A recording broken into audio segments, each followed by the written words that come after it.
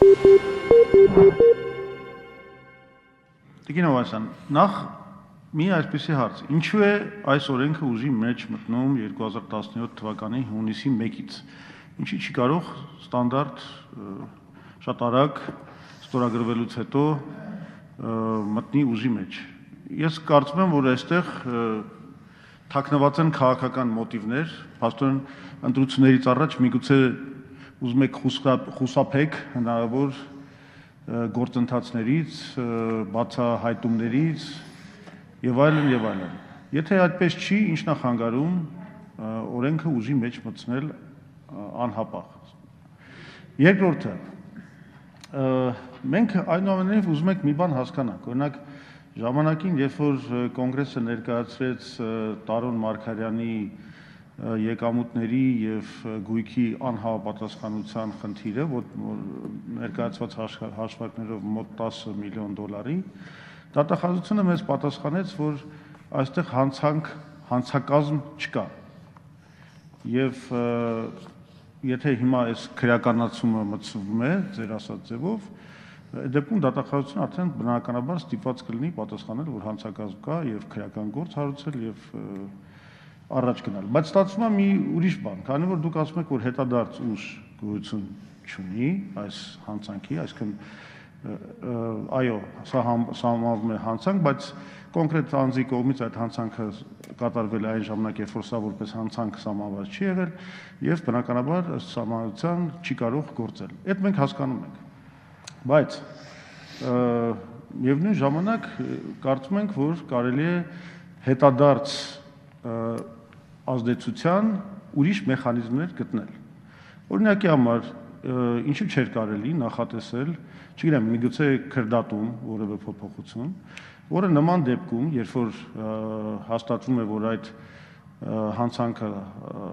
կատարվել է այն ժամանակ, երբ որ որպես հանցանք սահմանված չի եղել, այդ ժամանակ օրինակ դա հիմք է կամ առիթ է դատախազի համար անմիջապես հարուցել գործ, քննել այլ չարաշահումների գծով, օրինակի համար, չգիտեմ, ծառայողական դիրքի չարաշահում կամ կաշառք կամ եւ այլն, դուք ինքներդ գիտեք, ասենք, չգիտեմ, գողություն եւ այլն եւ այլն։ Ինչու չի կարելի նախատեսել նման մի ընթացք, որովհետեւ սա փաստորեն դառնում է հանցանք։ Հիմա իսկ եթե նման հետադարձ ուժի մեխանիզմ չի նախատեսում, ստացվում է, որ ով միջև հիմա արել է այս հանցանքը, նա ազատվում է պատժից։ Սրանից հետո ենք մենակ պատժում։ Պարոն Զուրաբյան, սկսեմ ձեր առաջին հարցից, ինչու 2017-ի հուլիսի 1։ Թերևս ինձ համար հասկանալի է, որ դուք կարող եք, իրավունք ունեք դրան տալ տարատեսակ մեկնաբանություններ, բայց ես կտամ իրականում այն մեկնաբանությունը եւ այն պատճառը, որը սրա տակ դրված է, եւ դա բացարձակապես որևէ քաղաքական մոտիվացիա չի հետապնդում եւ չկա։ Պատճառը հետեւյալն է. մենք ունենք մի քանի օրինագծեր, որոնք սպասարկող են ապօրինի հարստացմանը։ Եվ մենք անհրաժեշտություն ունենք հակակոռուպցիոն մարմնի կամ էթիկայի հանձնաժողովը կամ հակակոռուպցիոն մարմինը, որը լինելու է եւ ներկայացվելու է իդեպ փետրվարի 4-օրյային, այդ ամբողջ փաթեթը նաեւ հակակոռուպցիոն, կան գործիքներ, որոնք սրա հետ աշխատելու են որպես սպասարկող գործիքներ։ Եվ այն մարմինը, որը նաեւ պիտի այդ հայտարարագրերի վերլուծությունը անի, կոպիտ ասած դրոշակը բարձրացնի եւ այլն, այդ գործիքները պետքա ունենա։ Պիտի աշխատակազմ ձևավորվի։ Այդ աշխատակազմը պիտի սկսի աշխատել։ Այդ ամբողջը իրականում process-ը, որը պիտի ընթանա։ Մենք եթե նույնիսկ բուռն ցանկություն ունենանք, հունվարի 1-ից այս կմնա թղթի վրա ու դուք հաջորդ ձեր հնարավոր ելույթի ժամանակ հրապարակային մեկ այլ քննադատություն կարող եք հնչեցնել։ Կարող եք ասել բացարձակապես որևէ ձևով ոչ մի մարմին չի աշխատում, գործ չի հարուցվել, չգիտեմ ինչ։ Ես ձեզ վստահեցնում եմ, կրկին հավաստիացնելով, որ դուք իհարկե ունեք այդ իրավունքը, դուք կարող եք նույնիսկ պնդել, հիմնավորել եւ այլն, չգիտեմ։ Ես ձեզ ասում եմ, չկա այստեղ այլ մոտիվացիա, քան աշխատանքի պատշաճ կազմակերպումը եւ ապօրինի հարստացման համար անհրաժեշտ հակակոռուպցիոն մյուս գործիքները ունենալն է, որոնք պարզապես ֆիզիկապես խորհրդարանը նաեւ չէր կարող քննարկել հիմա։ Ուղղակի ֆիզիկապես չէինք կարող։ Դրանք շատ են։ Հաջորդը հետադարձ ուժ չունենալու խնդիրը եւ միաժամանակ քրեական գործ հարուցելու դատավարական ինչ-որ մեխանիզմ նախատեսելը։ Հետադարձ ուժ որ չունի, ես ուրախ եմ, որ դուք ընդունում եք, որտեվ սա այլ փաստակ կրկին, այստեղ ով էլ կանգնած լիներ, անգամ եթե դուք դա զեկուցեիք, դուք ստիպված կլինեիք տալ նույն պատասխանը, ինչ որ ես, որ հետադարձ ուժ չի կարող օրենք ունենալ։ Հիմա ինչ չնախատեսել արդյոք որևէ մեխանիզմ, որով կարող է գործ հարուցվել նախկինում, հա, այլ հանցագործությունների։ Իսկ ինչի համար դա նախատեսենք հիմա էլ կարող են անել։ Սա բացարձակապես որևէ ես քիչ առաջ պարոն Զուրաբյան պատասխանեցի ձեր գործընկերոջ Արամ Մանուկյանի հարցին, որը ըստ էության բովանդակությամբ նմանատիպ էր։ Խնդիրը հետևյալն է. այս հանցակազմը նախատեսում է քրեական պատասխանատվություն եւ հետադարձ ուժ չի տրվում միայն, որ դուք ասում եք քրեական գործ հարուցվի, մենակ 310.1-ով չի հարուցվելու։ 306-ով, 307-ով, 311-ով, այսինքն պաշտոնական դիրքի չարաշահում լիազորությունները անցնել, կաշառք ստանալ, բոլոր հոդվածներով անխտիր, կարող են գործեր հարուցվել։ Սա ընդհանրապես խոսում է այն մասին, բացառապես խոսում է այն մասին, որ եթե քրեականացվեց, դրանից առաջ եղածի համար, վիճակ հանցակազմի համար, ապօրինի հարստացման համար գործ չի հարուցվի այս հատկանիշով, այս հանցագործությամբ, մենակ այս հոդվածով, մյուս բոլորով կարող է հարուցվել, բոլորով անխտիր։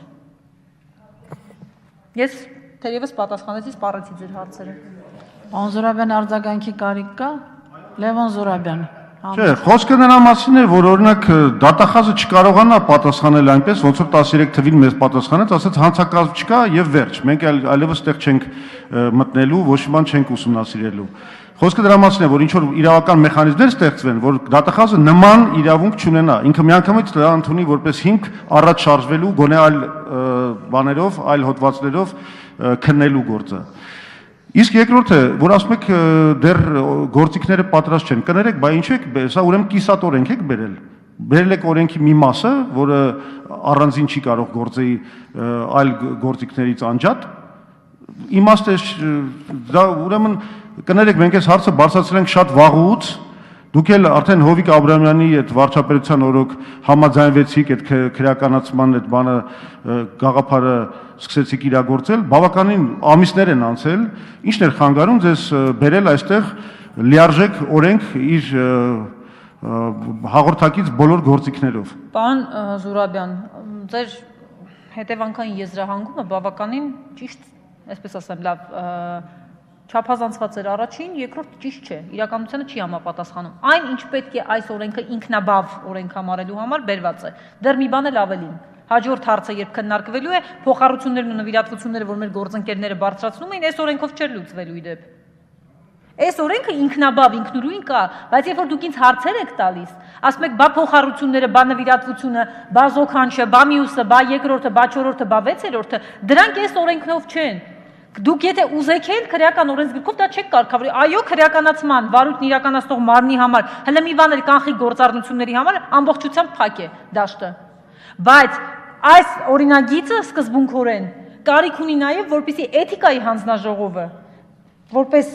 այսպես դրոշակ բարձրացնող մարմին, որը փետրվարին էլի եմ ասում, բերելու ենք ամբողջական փաթեթ, բա որ այս գործիքներով կիսատ բերենք, ուրիշ քննադատություն կհնչեցնեք։ Սա կարող է գործել, բայց նորից եմ ասում, ինքը արդյունավետ լինելու համար այլ օրենքներում են պետք փոփոխություններ, ոչ թե ինքն է կիսատ, ինքը ամբողջական լիարժեք օրինագիծ է։ Այս մեկ եւ երկրորդը, ինչ վերաբերում է ձեր առաջին հարցադրմանը, դատախազը չի կարող այս օրինագծի քրեականացման եւ դրա համար հետադարձ ուժ չունենալու համար մերժել որևէ քրեական գործի հարուցում։ Ինքը քրեական գործի հարուցումը ձեզ,